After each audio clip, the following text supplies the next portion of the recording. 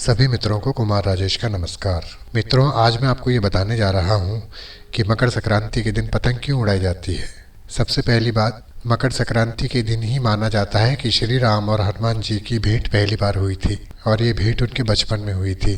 रामचरितमानस के अनुसार बालकांड में ये उल्लेख किया गया है कि मकर संक्रांति के दिन हनुमान जी को अयोध्या बुलाया गया था। श्री राम अपने भाइयों और मित्र मंडली के साथ मकर संक्रांति का पर्व मना रहे थे। श्री राम ने अपने भाइयों और मित्रों के साथ इसी दिन पहली बार पतंग उड़ाई थी। कहा गया है कि वह पतंग उड़ते हुए सीधे देवलोक जा पहुंची और उस पतंग को देख के इंद्र के पुत्र जयंत की पत्नी बहुत आकर्षित हुई और वो उस पतंग और उस पतंग उड़ाने वाले के प्रति सोचने लगी, जिसकी पतंग इतनी सुंदर है वो खुद कितना सुंदर होगा। इस भावना के अपने मन में आते ही उसने पतंग की डोर तोड़ी और पतंग को अपने पास रख लिया कि पतंग उड़ाने वाला अपनी पतंग लेने के लिए तो जरूर आएगा, और वो प्रतीक्षा करने लगी।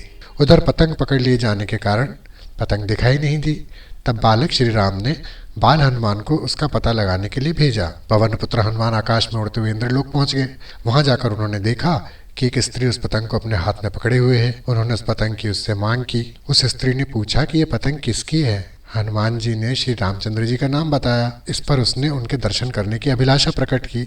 हनुमान जी ये सुनकर लौट आए और उन्होंने सारा वृतांत श्री राम को कह सुनाया। श्री राम जी ने जब ये सुना तो उन्होंने हनुमान को कहा कि जाकर उस स्त्री से कहो कि वनवास के समय चित्रकूट में वह अवश्य ही उस महिला को दर्शन देंगे।